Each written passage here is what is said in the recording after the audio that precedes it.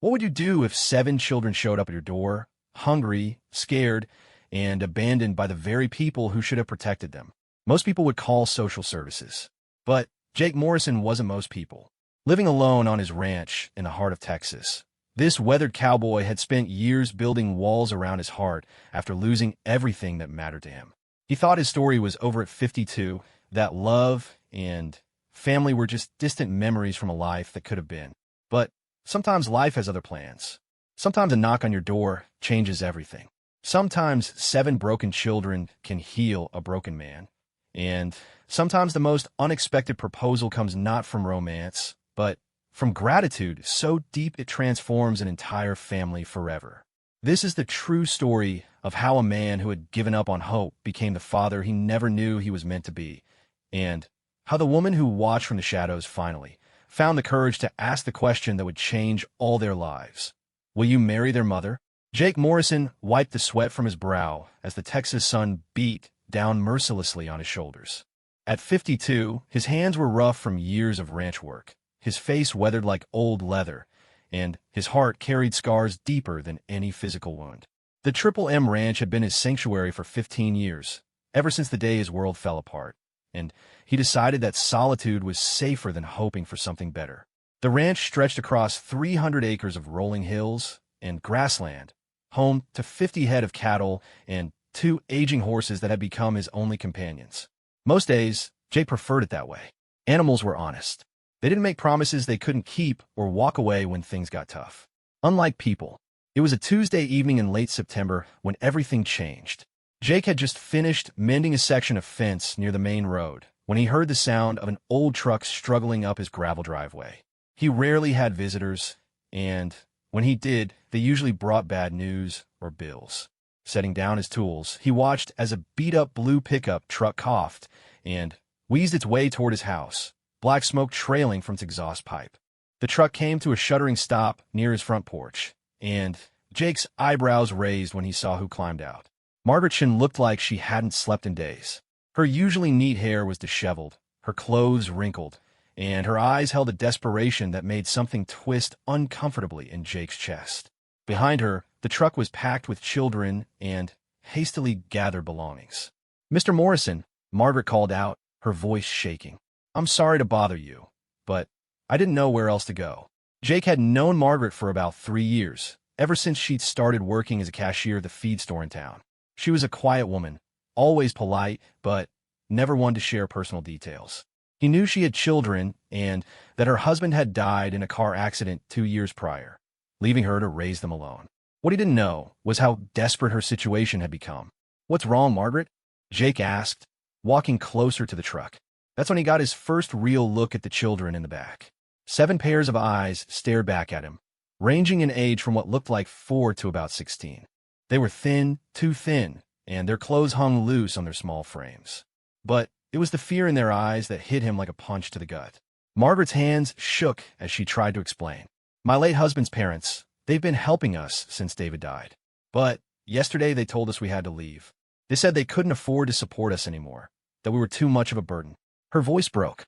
"They gave us 1 day to pack what we could carry and get out. I've been driving around all day trying to find somewhere to go, but everywhere I called was full or too expensive." Jake looked at the children again. The oldest, a girl with Margaret's dark hair, had her arm protectively around a younger boy who couldn't have been more than 6. 2 teenage boys sat rigidly in the truck bed, trying to look tough but failing to hide their uncertainty. A little girl with pigtails clutched a raggedest stuffed rabbit, while twin boys around 10 years old watched everything with wide, solemn eyes. "The shelters are all full," Margaret continued, tears now flowing freely down her cheeks. "I called everyone I could think of, but we don't have any other family. I remembered you mentioning once that you had a big house, and I thought maybe, just maybe, you might let us sleep in your barn tonight, just until I can figure something out. I can pay you a little bit, and the kids are good kids. They won't cause any trouble."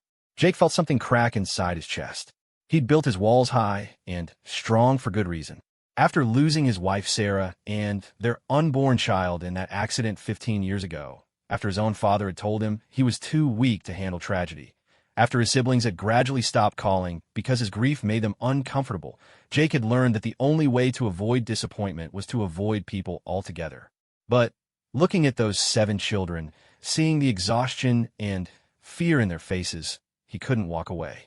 Maybe it was because he remembered being 8 years old and watching his own mother pack their few belongings after his father had gambled away their home. Maybe it was because somewhere deep down, the part of him that had always wanted to be a father recognized the need in those young faces. "You don't need to pay me anything," Jake said quietly. "And you're not sleeping in a barn. The house has plenty of room." Margaret's eyes widened in disbelief. "Mr. Morrison, I can't ask you to do that. We're strangers, and there are so many of us." "You're not asking," Jake replied, already walking toward the truck to help with their belongings. "I'm offering. Now come on, let's get these kids fed and settled before it gets dark." The next hour was unlike anything Jake had experienced in years. His quiet, orderly house suddenly filled with the sounds of children, footsteps, and whispered conversations. Margaret tried to keep them all in line, apologizing repeatedly for the intrusion, but Jake waved off her concerns. The children were remarkably well-behaved, clearly taught to be respectful and quiet. The oldest girl, whom Margaret introduced as Emma, helped her mother organize their few belongings while keeping an eye on the younger ones. The 2 teenage boys, Marcus and David Jr., carried in the heavier items without being asked. The twins, Peter and Paul, stayed close together, communicating in a way only siblings can, while little Lucy clung to her stuffed rabbit and watched everything with curious eyes. The youngest, Tommy, had fallen asleep in the truck and was carried in by his older brother Marcus. Jake found himself setting up bedrooms he hadn't used in years, pulling sheets from closets, and making beds that had been empty for far too long. His house had 5 bedrooms, built years ago with the dream of a large family that never came to be. Now, for the first time since Sarah died, those rooms would serve their intended purpose. As evening fell, Jake stood in his kitchen looking at his refrigerator and realizing he had enough food for 1 person, not 9. His usual dinner of a sandwich and coffee wasn't going to work for a family with growing children. Margaret seemed to realize the same thing and started to say something about not being hungry, but Jake cut her off. "I'll run to town and pick up some groceries," he said. "Emma looks old enough to keep an eye on things for an hour. What do kids like to eat these days?" Margaret smiled for the first time since she'd arrived. "Anything, Mr. Morrison. They're not picky. They've learned not to be." Something about the way she said it made Jake's jaw clench. These children had been through more than kids should have to endure, and now they were grateful for whatever scraps of kindness came their way. It reminded him too much of his own childhood, of going to bed hungry and pretending it didn't matter. When Jake returned from town an hour later, his truck loaded with groceries, he found the children exactly where he'd left them. They hadn't touched anything, hadn't turned on the television, hadn't even gotten glasses of water. They sat quietly in the living room, talking in whispers, as if afraid that making too much noise might cause him to change his mind about letting them stay. "All right, troops," Jake said, bringing in the grocery bags. "Who wants to help me figure out how to cook for an army?" The transformation was immediate. The children's faces lit up at the invitation to help, and suddenly his kitchen was full of busy hands and excited chatter. Emma proved to be an excellent cook for her age, guiding her younger siblings in tasks like washing vegetables and setting the table. The boys showed him how to make spaghetti the way their father used to, while the little ones helped by sorting silverware and folding napkins. As they sat around Jake's dining room table that night, sharing the first hot meal some of them had eaten in days, he realized something had fundamentally shifted in his carefully controlled world. The silence he'd cultivated for 15 years was broken, replaced by the sounds of family life he'd thought he'd never experience again. Margaret watched her children eat with an expression of relief and gratitude that made Jake uncomfortable. He wasn't used to being looked at like he was some kind of hero. He was just a man who happened to have extra space and couldn't stand to see kids go hungry. After dinner, as the children helped clean up with the efficiency of a well-trained team, Margaret pulled Jake aside. "I can't thank you enough for this," she said quietly. "Tomorrow I'll start looking for work and a place for us to live. I won't take advantage of your kindness." Jake nodded, but something in his chest tightened at the thought of the house going back to its previous silence. "Don't worry about tomorrow," he said.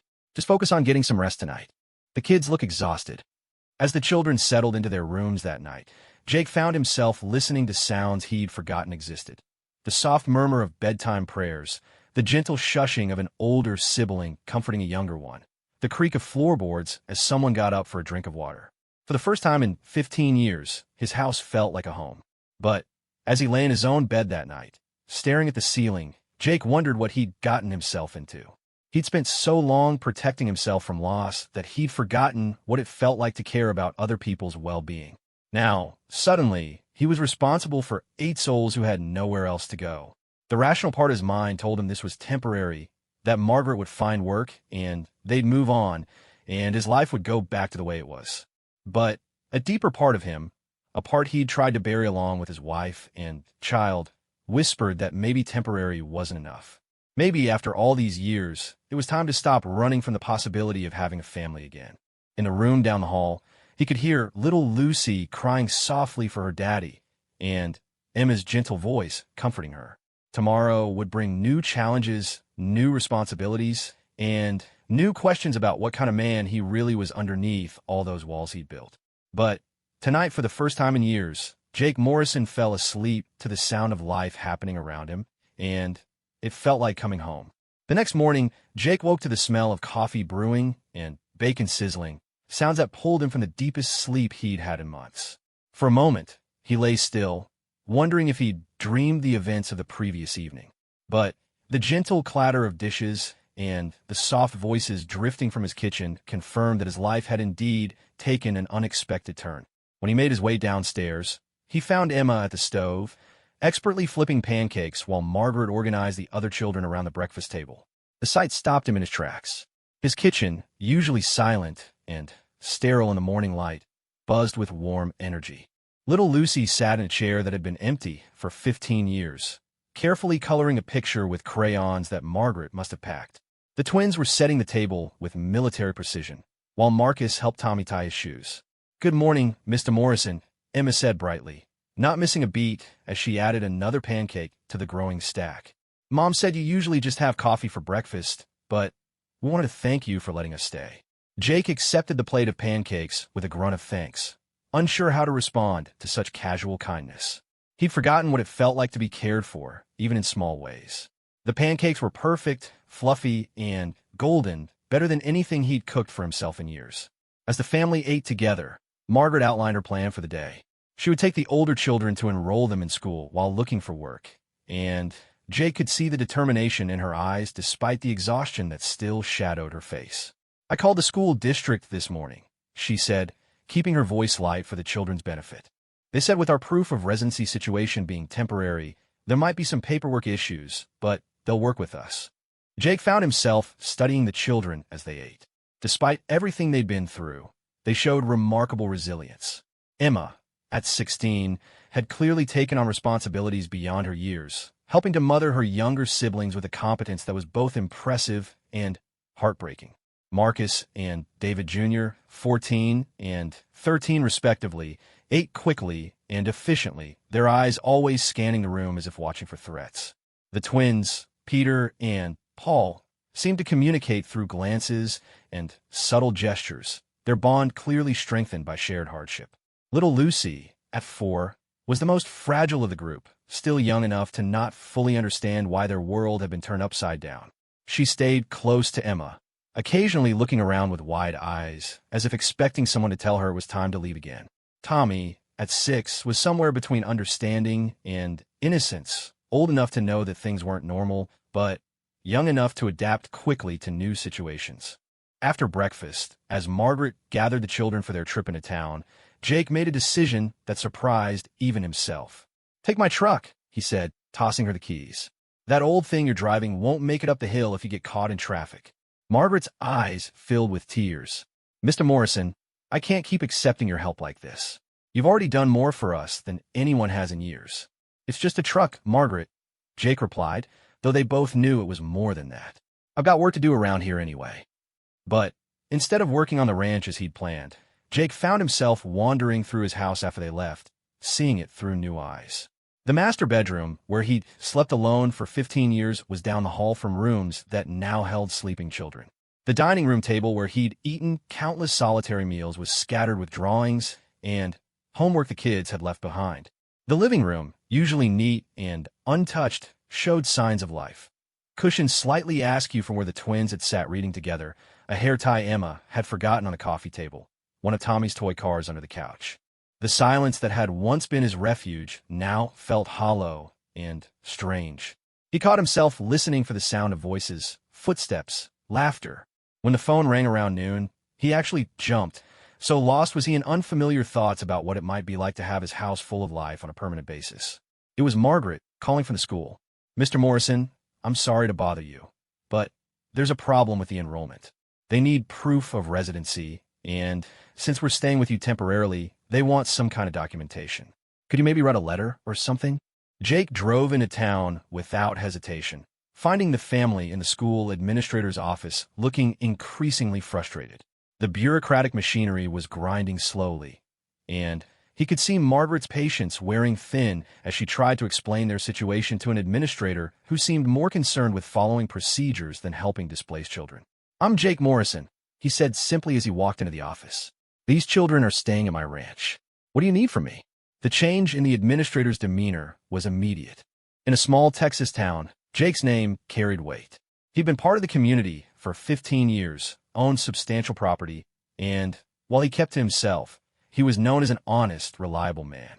Within an hour, all 7 children were enrolled and scheduled to start classes the following Monday. But the real breakthrough came later that afternoon when Margaret returned from her job search with disappointing news. The few positions available in their small town either didn't pay enough to support a family of 8 or required experience she didn't have. Jake watched the hope drain from her face as she explained that even if she found something, it would take weeks to save enough for a deposit on a place big enough for all of them. What if you didn't look for a place right away?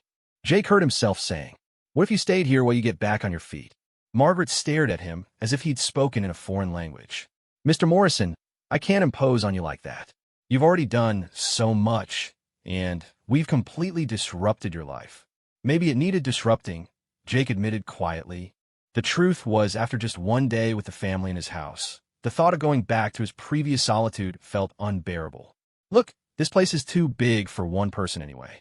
The kids need stability, you need time to find the right job, and I could use the company." That evening, as they sat around the dinner table again, Jake noticed how the children had begun to relax. Their movements were less guarded, their voices a little louder, their smiles more frequent. Emma had started a conversation about her favorite books, something she probably hadn't felt safe enough to share in weeks. Marcus and David Jr. were discussing their plans for the school's football tryouts, their eyes bright with possibility instead of worry. The twins had discovered Jake's collection of old westerns and were peppering him with questions about cowboys and ranch life, their natural curiosity finally given room to flourish. Little Lucy had taken to following him around the house, her small hand occasionally slipping into his calloused one with a trust that both terrified and humbled him. Tommy had found Jake's old toolbox and was helping with imaginary repairs around the house, his chatter filling the silence that Jake had once treasured. As the days passed, an unexpected routine began to emerge. Margaret proved to be an excellent housekeeper and cook, transforming Jake's sparse meals into a family feast that brought everyone together each evening. The children took on chores without being asked, each finding ways to contribute to the household that had given them shelter. Emma helped Margaret with the younger children and proved to have a gift for teaching, helping her siblings with homework each night. Marcus and David Jr. started helping Jake with ranch work, their teenage strength useful for mending fences and moving hay. They soaked up his knowledge about horses and cattle with enthusiasm, asking intelligent questions and showing genuine interest in learning skills their father had never had the chance to teach them. The twins became Jake's shadows during weekend projects, their boundless energy and willingness to help making tasks that had once felt overwhelming seem manageable again. Even little Lucy and Tommy found ways to contribute, feeding the chickens Jake had forgotten he owned and gathering eggs with the seriousness of children given important responsibilities. But it was the evening conversations that surprised Jake most. After the younger children were in bed, Margaret would often sit with him on the front porch, sharing stories about her late husband and the dreams they'd had for their family. Jake found himself talking about Sarah for the first time in years, sharing memories that had been too painful to voice but somehow felt safe to reveal in the gathering darkness. "David would have liked you," Margaret said one evening as they watched the sunset paint the sky orange and pink.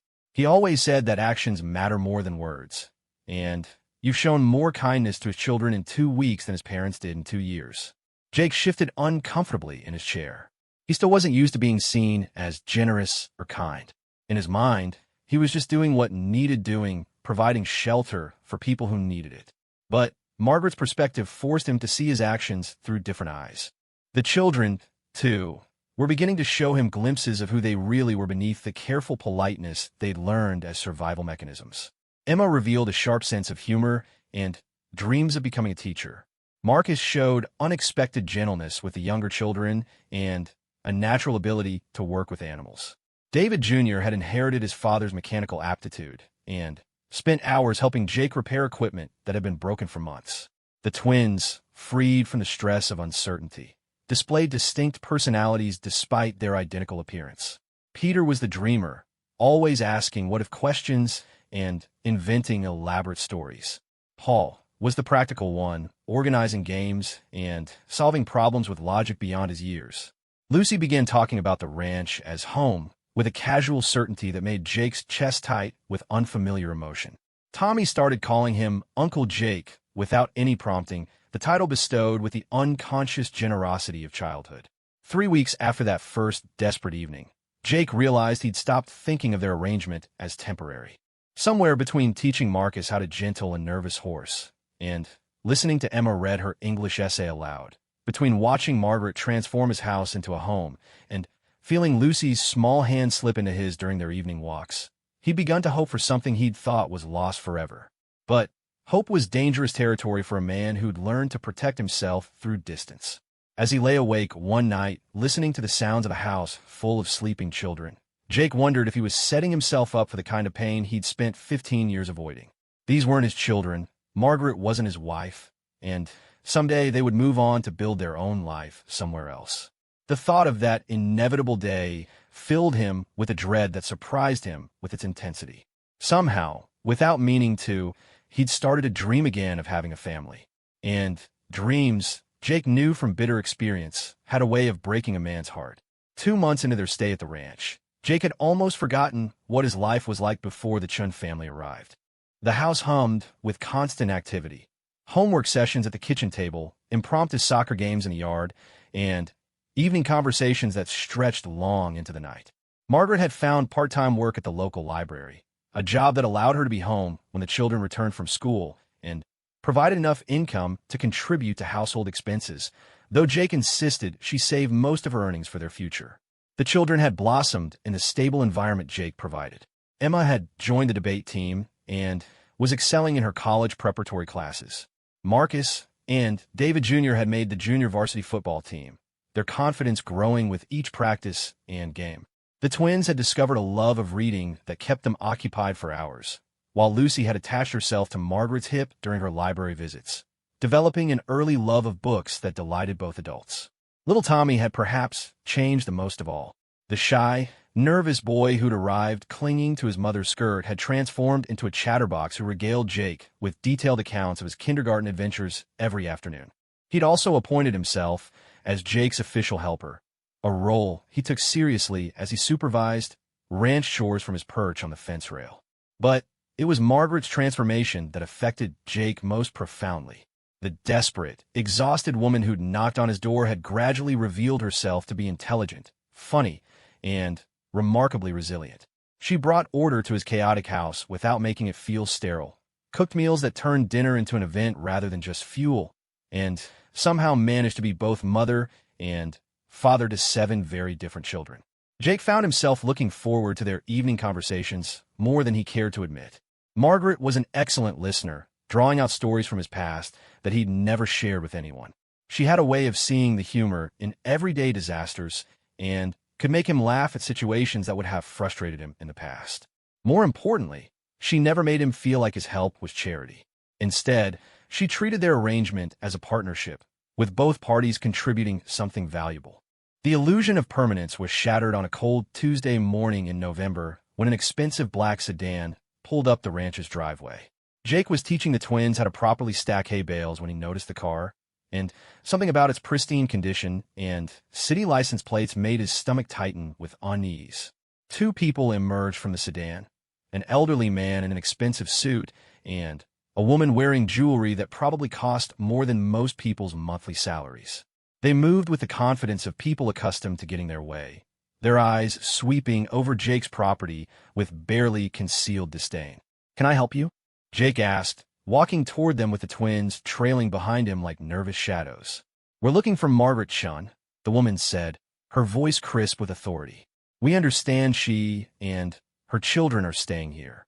Jake's protective instincts, honed by months of caring for Margaret's family, immediately sharpened. "Who's asking?" "I'm Harold Chun, and this is my wife, Patricia," the older man replied. "We're David Chin's parents, and those children are our grandchildren. We need to speak with Margaret about their future." The twins had moved closer to Jake, their earlier playfulness replaced by wariness that broke his heart. These children had learned too young to recognize potential threats, and they clearly sensed that their grandparents' arrival meant trouble. "Boys, go on up to the house and tell your mother she has visitors," Jake said quietly. "Ask her if she wants me to come with her." As Peter and Paul ran toward the house, Jake studied David's parents more carefully. Harold Chun was in his late 60s, impeccably dressed, but with cold eyes that reminded Jake uncomfortably of his own father. Patricia Chun looked like a woman who'd never worked a day in her life, her manicured hands and designer clothes speaking of privilege and comfort. What struck Jake most was how little warmth they showed when discussing their grandchildren, as if the kids were problems to be solved rather than family to be loved. Margaret appeared a few minutes later, her face pale, but composed. Emma walked slightly behind her mother, her protective stance making it clear she didn't trust these people any more than the twins had. Jake noticed that the other children had gathered near the windows of the house, watching the confrontation with worried expressions. "Harold, Patricia," Margaret said evenly. "I wasn't expecting to see you." "Clearly not," Patricia replied, her gaze taking in Margaret's simple work clothes and the modest surroundings with obvious disapproval. "Margaret, this has gone on long enough. We've had time to reconsider our hasty decision, and we're prepared to welcome you and the children back." Jake watched Margaret's face carefully, noting the way her jaw tightened and her hands clenched into fists. Whatever these people had done to her family, the wounds were still fresh. "Reconsider." Margaret's voice was carefully controlled. "You threw us out with 1 day's notice because we were too much of a financial burden. You told the children they were ungrateful and that David would be ashamed of how much trouble they were causing. What exactly have you reconsidered?" Harold stepped forward, his expression patronizing. "Margaret, we understand you're angry, but we acted in everyone's best interest. You needed to learn independence, and the children needed to understand that resources aren't unlimited. But we never intended for you to end up living like this." Jake felt his own temper rising at the dismissive way Harold gestured toward his home and property, but he held his tongue. This was Margaret's fight, and she was handling it with more grace than these people deserved. "Living like what?" Margaret asked quietly. "You mean in a home where the children are welcome, where they're treated with kindness and respect, where no one calls them burdens or tells them their father would be disappointed in them?" Patricia's mouth tightened. "Margaret, Mr. Morrison seems like a decent man, but surely you can see that this arrangement is inappropriate. You're an unmarried woman living with a stranger, and the children need proper stability and educational opportunities. We're prepared to offer that. The same stability you offered when you kicked us out." Emma spoke for the first time, her young voice filled with an anger that made the adults turn to stare at her. "The same educational opportunities you promised when you said college was too expensive for kids like us?" "Emma, that's enough," Harold snapped. "Children should be seen and not heard when adults are talking." The change in Jake was immediate and unmistakable. His relaxed posture straightened, his eyes hardened, and when he spoke, his voice carried a quiet authority that made everyone present pay attention. "On my property, children are always heard," he said evenly, "and they're never told their burdens or that their father would be ashamed of them. Maybe you should think about what kind of people say things like that to kids who just lost their daddy." Patricia looked flustered by Jake's intervention, but Harold's expression turned calculating. "Mr. Morrison, we appreciate what you've done for our family, and we're prepared to compensate you for your trouble. But these children belong with their blood relatives, not with strangers." "Blood doesn't make you family," Jake replied. "Caring does. Love does. Showing up when people need you does. These kids have been here for 2 months, and not once have you called to check on them." Not once have you asked if they're okay or if they need anything. But now that Margaret's got a job and the kids are settled, suddenly you want them back? Margaret stepped closer to Jake, and he could see her hand shaking slightly. What do you really want, Harold? Because it's not the children's welfare. You made your feelings about that very clear. Harold and Patricia exchanged a look that Jake didn't like.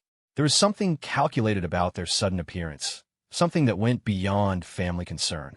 If you must know, Patricia said stiffly, we've received word that David's life insurance company has approved the claim. There's a substantial settlement coming to you and the children. We feel it's our responsibility to ensure those funds are managed properly. The pieces clicked into place in Jake's mind, and he felt disgusted. These people hadn't come back out of love for their grandchildren. They'd come back because money was involved, and they wanted control of it. Margaret's face went very still. So you don't want the children. You want the insurance money. That's not how we'd phrase it, Harold said defensively. We want to ensure the children's future is secure. You're not equipped to handle that kind of financial responsibility, and, frankly, your current living situation raises questions about your judgment. Jake had heard enough. I think you should leave. Mr. Morrison, this is a family matter, Patricia said coldly. You're right, Jake replied. And Margaret and her children are my family now. You made your choice when you threw them out. They've made theirs by building a life here. I suggest you respect that. Harold's face flushed red. You have no legal standing here, Morrison. Those are our grandchildren, and, if necessary, we'll take legal action to ensure they're properly cared for. Go ahead, Margaret said quietly. Take me to court. Explain to a judge why you threw 7 children out of your house, why you told them they were burdens, why you never called to check on them for 2 months, and why you only came back when money entered the picture. I'd love to see how that conversation goes. The older couple clearly hadn't expected such resistance. They probably assumed that Margaret would be grateful for their offer, or at least intimidated by their threats.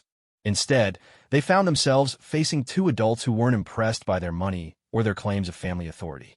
We'll be in touch, Margaret, Harold said finally. Don't think this is over. As their sedan disappeared down the driveway, Margaret's composure finally cracked. She sank down onto the porch steps, her face in her hands, and Jake could see her shoulders shaking. Emma immediately sat beside her mother, wrapping protective arms around her, while the other children emerged from the house to cluster around them both. Mom, we don't have to go with them, do we? Tommy asked in a small voice. No, baby, Margaret said, pulling him close. We're not going anywhere. But Jake could see the worry in her eyes, the fear that maybe Harold and Patricia's threats weren't empty.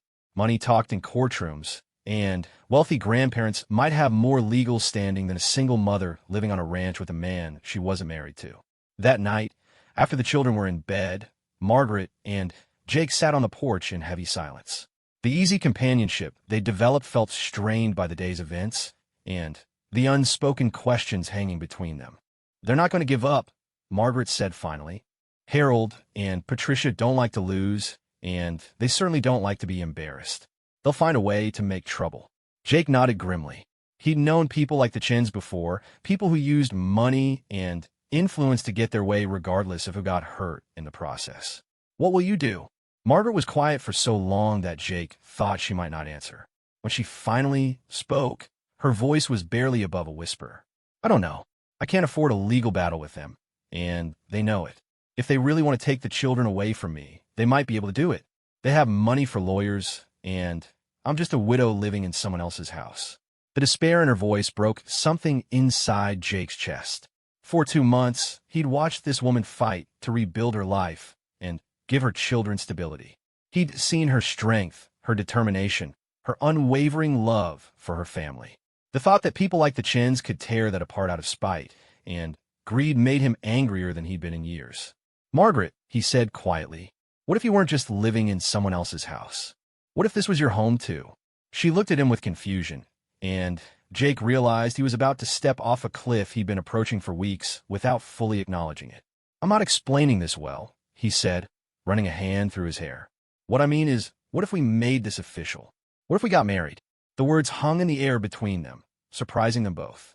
Jake had never intended to propose marriage as a solution to a legal problem, but suddenly the idea felt like the most natural thing in the world.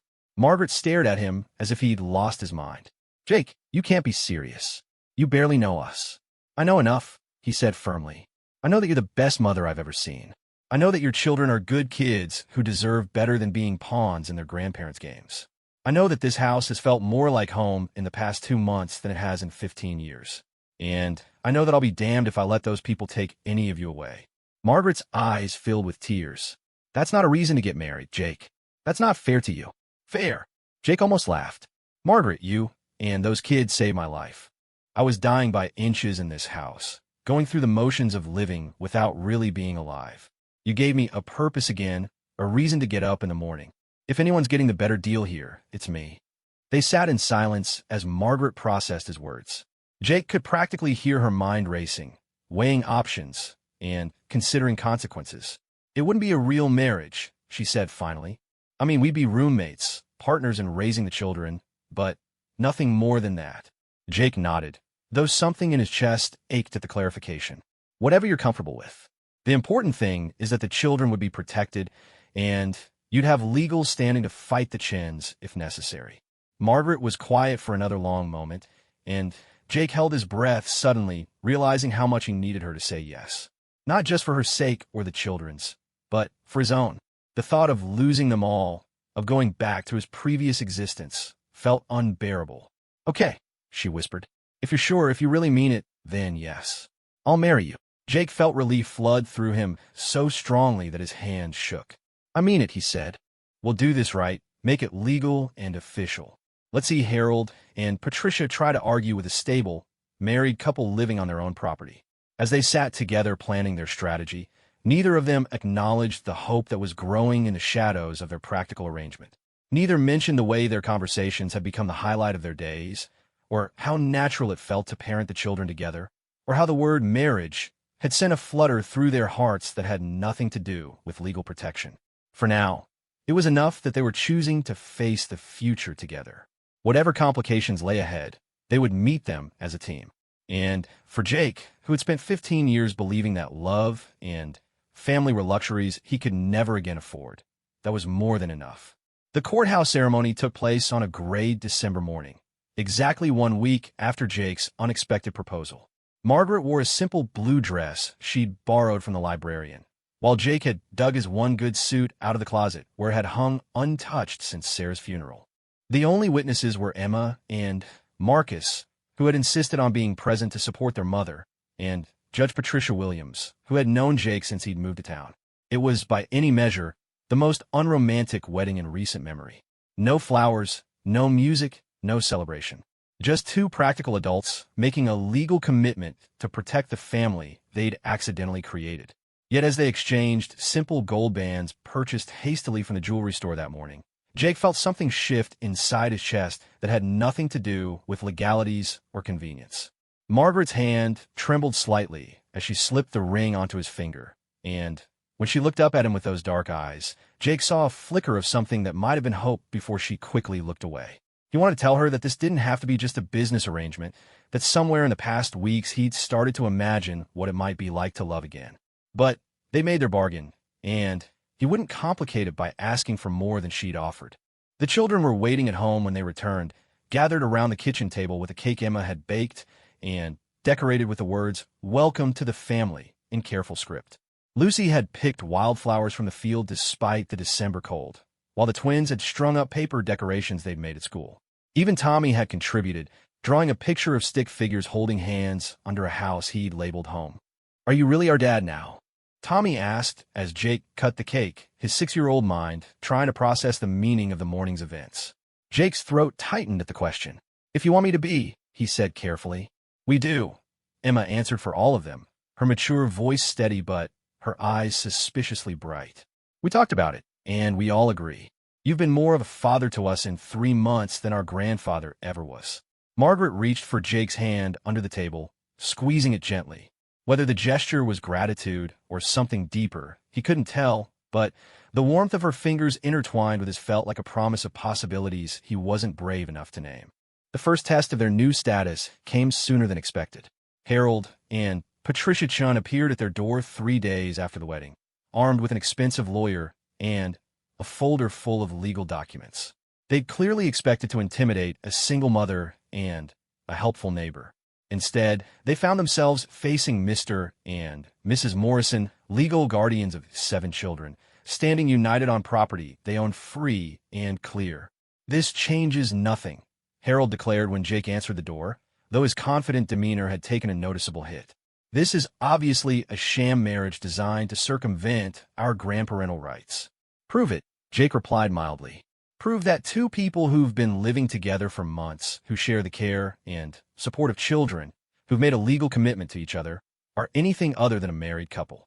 The lawyer with them, a sharp-faced woman in an expensive suit, stepped forward. "Mr. Morrison, we have reason to believe this marriage is fraudulent. If we can prove that in court, not only will we gain custody of the children, but you could face legal penalties for fraud."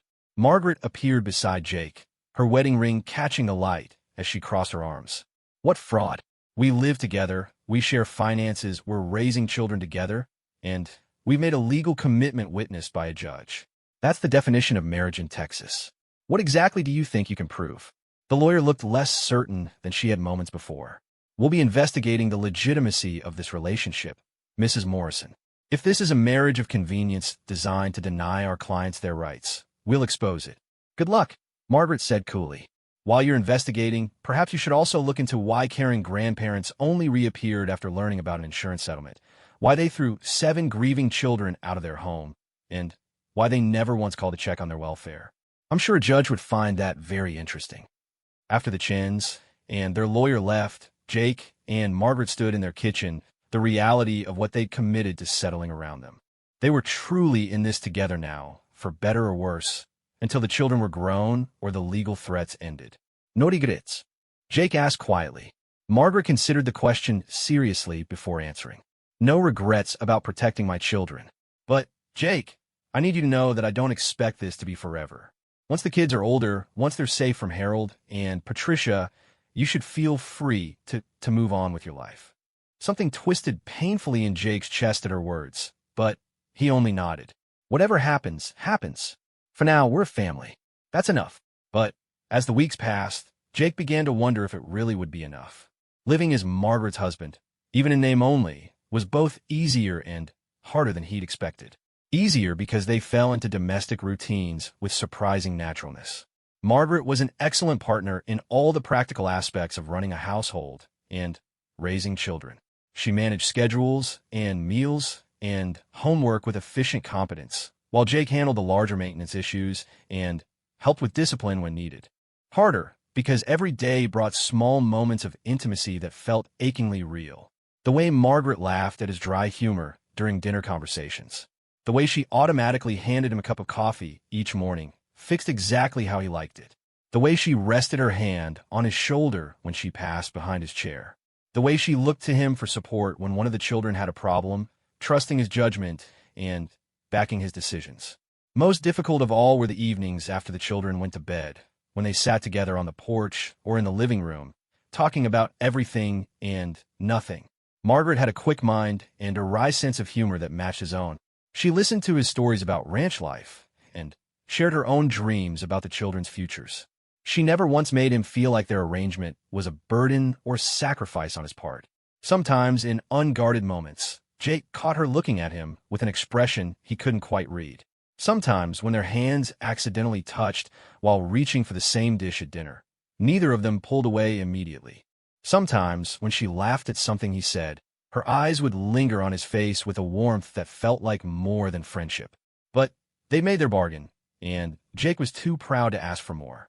Margaret had agreed to marry him for her children's sake, not for love. She'd been clear about the boundaries of their relationship, and he wouldn't pressure her by admitting that somewhere along the way, his feelings had evolved far beyond mere convenience. The children, however, had no such reservations about their changing family structure. They threw themselves wholeheartedly into the idea of Jake as their stepfather, reveling in the security and stability his presence provided. Emma started bringing her boyfriends around for Jake's approval, clearly enjoying having a father figure to navigate the complexities of teenage dating. Marcus and David Jr. sought his advice on everything from football strategies to college plans, hungry for the masculine guidance they'd missed since their father's death. The twins decided that Jake needed educating about proper family traditions, and set about teaching him elaborate rules for board games and holiday celebrations. Lucy appointed herself as special helper and could most often be found trailing after him during ranch work, chattering about kindergarten adventures and keeping up a steady stream of questions about everything from why horses liked apples to where clouds came from. Tommy, perhaps most touchingly of all, began calling him Dad with the unconscious ease of childhood. The first time it happened, Jake felt his throat close with emotion so strong he had to excuse himself from the dinner table. The boy had never known his biological father, who had died when Tommy was just 4, and he'd latched onto Jake with the desperate love of a child who'd finally found the security he'd been craving. It was Tommy who precipitated the conversation Jake had been avoiding for months. One evening in late February, as Jake was tucking the boy into bed, Tommy looked up at him with serious eyes and asked the question that had been weighing on all their minds. "Dad, why don't you and Mom share a bedroom like married people do?" Jake felt heat creep up his neck. The children, of course, had noticed that he still slept in the master bedroom, while Margaret had taken the guest room down the hall. They'd been too polite to mention it, but clearly they'd been wondering about the unusual arrangement. "Well, buddy," Jake said carefully, "sometimes married people need their own space. It doesn't mean they don't care about each other." Tommy considered this with the gravity of childhood logic. "But Jimmy's parents at school share a room, and they have a baby on the way. Don't you want a baby with Mom?" The innocent question hit Jake like a physical blow. The truth was he'd started dreaming about exactly that. Not just sharing Margaret's bed, but sharing her life completely. Having more children, growing old together, being the kind of family they'd been pretending to be for the outside world. "It's complicated, Tommy," Jake said finally.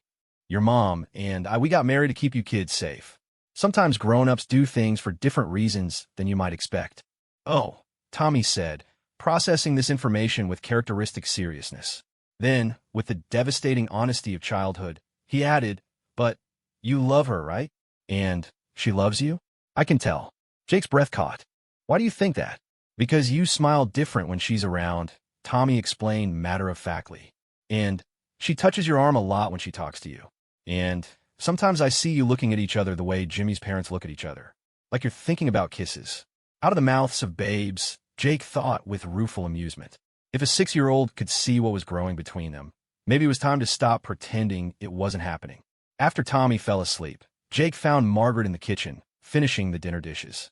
She looked tired, and he noticed she'd been working longer hours at the library as they prepared for a major renovation project. "Tommy asked me why we don't share a bedroom," Jake said without preamble. Margaret's hands stilled on the plate she was drying. "What did you tell him?" "That married people sometimes need their own space." But he didn't buy it. Jake moved closer, taking the dish towel from her hands. "Margaret, we need to talk about what we're really doing here." She looked up at him, and in her dark eyes he saw the same confusion and longing he'd been fighting for months. "Jake, I don't know what you want me to say. I want you to tell me the truth," he said quietly, "about how you feel, about what this has become between us. Because this stopped being just about protecting the children weeks ago, and I think you know it." Margaret's eyes filled with tears she refused to let fall. "Of course I know it. Do you think I'm blind? Do you think I haven't noticed the way you look at me or the way my heart races when you touch my hand, or the way this house feels like the home I've been searching for my whole life?" Her words hit him like a revelation, and Jake felt hope bloom in his chest for the first time in months. "Then, why are we still pretending?" he asked gently. "Why are we sleeping in separate rooms and acting like this is just a business arrangement when we both know it's become something else entirely?" "Because I'm scared," Margaret whispered. "Because I've been hurt before, because I don't know how to trust that this is real, because I'm terrified that if I let myself believe in this and something goes wrong, I won't survive losing it." Jake understood that fear better than she knew. He'd been carrying it himself for 15 years, protecting himself from the possibility of loss by refusing to open his heart to love. But watching Margaret with her children, seeing the way she'd transformed his house and his life, he'd realized that some risks were worth taking. "I can't promise we won't hurt each other," he said honestly. "I can't promise that loving someone is safe or easy. But I can promise that what I feel for you is real, and that I want to build something lasting with you if you're willing to take the chance." Margaret looked at him for a long moment, her eyes searching his face as if trying to read the truth of his words. Then, slowly, she reached up and touched his cheek with trembling fingers. "I'm willing," she whispered. "I'm terrified, but I'm willing."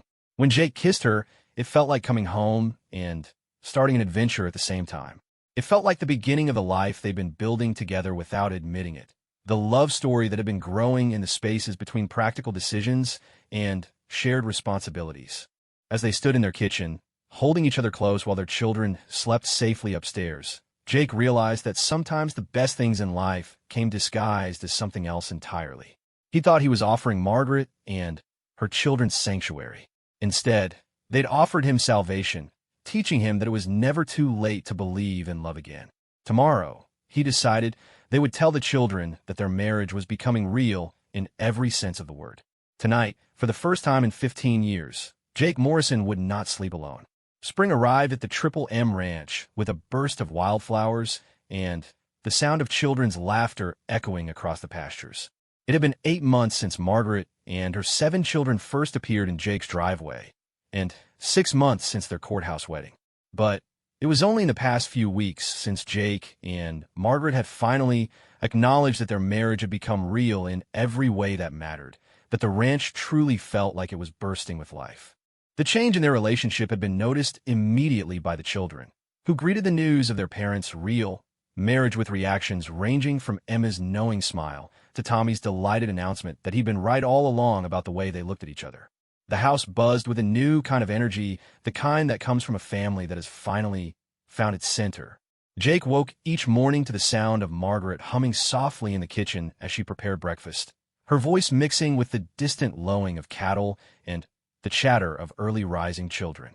It was a symphony he'd never thought he'd hear again, and one that never failed to fill him with a contentment so deep it sometimes left him breathless. Margaret had moved into the master bedroom the night after their first real kiss, bringing with her the small personal touches that transformed the space from Jake's solitary retreat into their shared sanctuary. Her books appeared on the nightstand, her jewelry on the dresser, her laugh in the corners where silence used to live. For Jake, who had spent 15 years sleeping alone in a bed that felt too big, having Margaret curl up beside him each night felt like the completion of something he'd been missing for longer than he cared to remember. The children had adapted to their parents' transformed relationship with the resilience that had carried them through so much hardship. If anything, seeing Jake and Margaret's obvious happiness had given them permission to fully embrace the security they'd found at the ranch. Emma had started talking seriously about colleges, confident now that there would be funding and support for her education.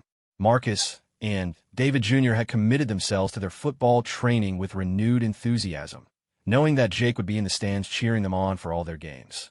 The twins had appointed themselves the ranch's official wildlife experts, cataloging every bird, insect, and small mammal they encountered in detailed journals that Jake helped them maintain. Lucy had started kindergarten with the quiet confidence of a child who knew she had a safe place to come home to each day.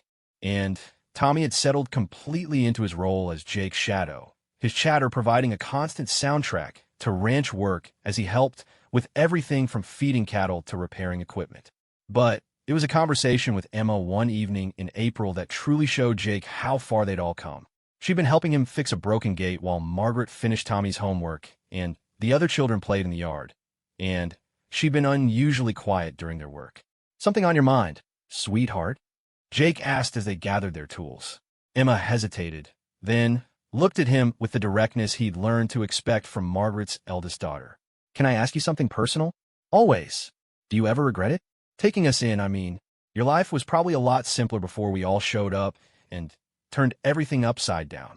Jake stopped working and turned to face her fully, seeing the vulnerability beneath her teenage bravado. Emma had carried so much responsibility for so long that she sometimes forgot she was still just a kid who needed reassurance. "Emma, let me tell you something about my life before you all arrived," he said, settling onto a fence rail and patting the spot beside him for her to join him. "I thought I was living, but I was really just existing.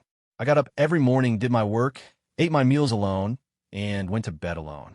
I told myself I was content, that I didn't need anything more than that." He paused, watching the twins play an elaborate game of tag that seemed to involve complex rules only they understood. "But I wasn't content. I was just scared. Scared of caring about people who might leave. Scared of opening my heart again after losing your mother's predecessor." I thought if I didn't let anyone close, I couldn't get hurt again. Emma listened intently, her young face serious with the weight of trying to understand adult emotions. Then, your mother showed up with all of you, desperate and brave and determined to protect her children no matter what it cost her. And you kids, you were so polite, so careful not to take up too much space or ask for too much. It broke my heart to see children who'd learned to make themselves small to avoid being a burden. Jake's voice grew thick with emotion as he continued. Over the next few weeks, I watched this house come alive in ways I'd forgotten were possible. I heard laughter in rooms that had been silent for years. I watched your mother turn a house into a home just by being in it. I saw you kids blossom when you finally felt safe enough to be yourselves. He turned to look directly at Emma. You want to know if I regret it? Emma, you and your brothers and sisters and your incredible mother gave me back my life. You taught me how to be happy again, how to hope again, how to love again. The only thing I regret is that it took me 15 years to understand that being alone isn't the same as being safe. Emma's eyes filled with tears, and she leaned against his shoulder in the way she used to when she was younger. I was so scared when Mom said we might have to leave here. Not just because we didn't have anywhere else to go, but because this is the first place that's ever really felt like home. This is your home, Jake said firmly. All of you, for as long as you want it to be. And even when you grow up and move away to build your own lives, this will still be your home. You'll always have a place here. That evening, as the family gathered around the dinner table for their nightly meal, Jake looked around at the faces surrounding him and marveled at how completely his definition of family had changed. Emma was excitedly telling them about her acceptance to the state university with a scholarship that would cover most of her expenses. Marcus and David Jr. were debating football strategies for the upcoming season while Margaret refereed their good-natured argument. The twins were whispering about a secret project they were planning for Margaret's birthday. Lucy was carefully eating her vegetables with the concentration of a 5-year-old who took her responsibilities seriously. Tommy was regaling anyone who would listen with a detailed account of the frog he'd found by the pond that afternoon.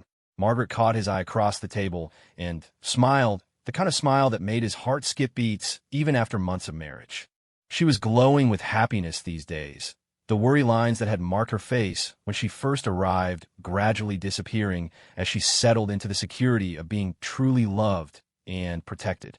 After the children were in bed that night, Jake and Margaret sat on their front porch swing, watching the stars emerge in the clear Texas sky. It had become their favorite ritual, this quiet time together at the end of each day, when they could process the events of their busy lives and simply enjoy each other's company. Harold and Patricia's lawyer called today, Margaret said quietly, her head resting on Jake's shoulder. Jake tensed slightly. The Chins had not given up their legal challenge, though their case had grown significantly weaker once Jake and Margaret's marriage proved to be genuine.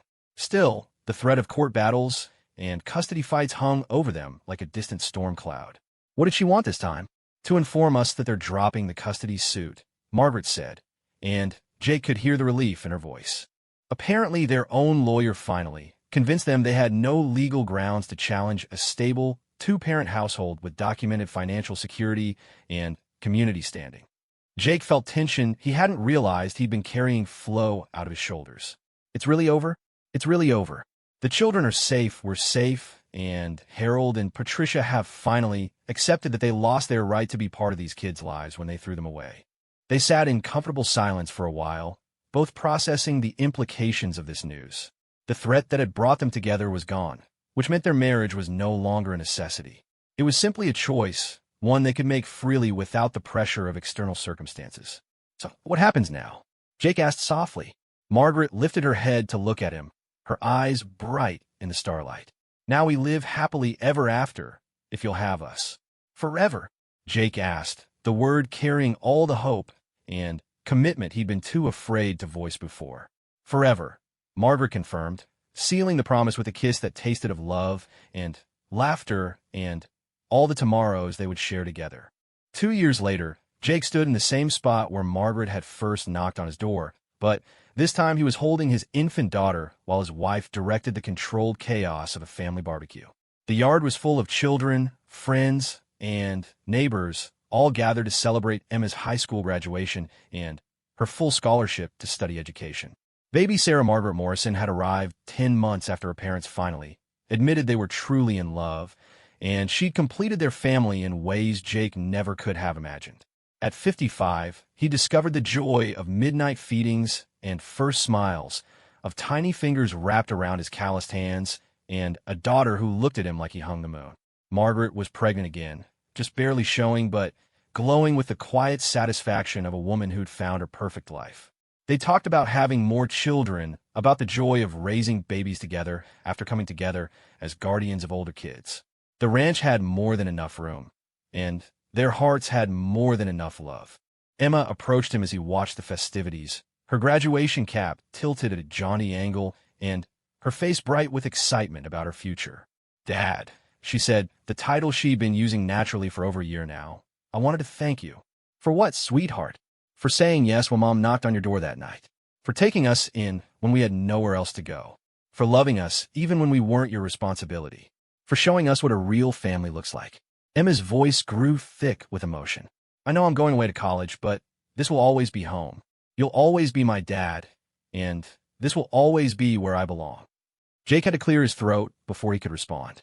"Emma, being your father has been one of the greatest privileges of my life. You go out there and change the world, but remember you've got a family here who loves you and believes in you no matter what." As the sun set over the Triple M Ranch that evening, Jake found himself surrounded by the controlled chaos of his large, loud, loving family. Margaret was nursing little Sarah while directing the twins in their cleanup duties. Marcus and David Jr.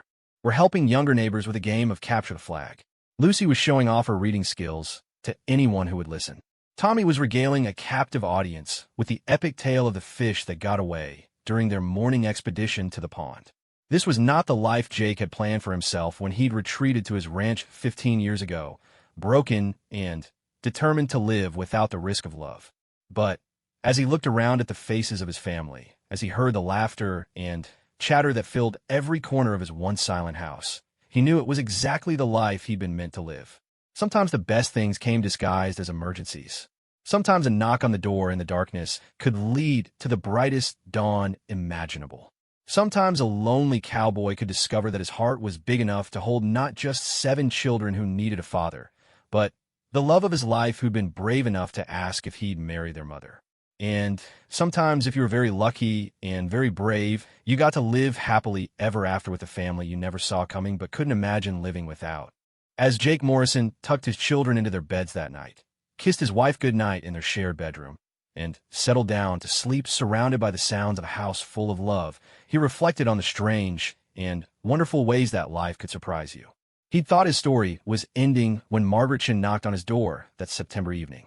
Instead, it had been just the beginning of the most beautiful chapter he'd never dared to dream possible.